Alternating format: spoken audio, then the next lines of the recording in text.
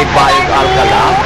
At ito nakita natin yung mga nakadisplay na panindang mga watermelon and sanja sa dialect. Ito, namimili tayo at titikman natin kung magkano ang lasa ng mga ito. Napakarami po, magkabila, no? Dito, yan, yan, dun. And then sa kabila ng kalsada, marami pa rin nagtitinda.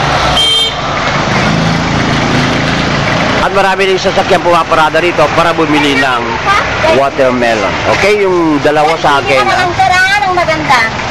Hindi, si Kaite Makamuy. Dahil may ginidya. Mulayo na dito, mulayo. Hansel, katangin ni Silote. Saan galing ito? Magaguntag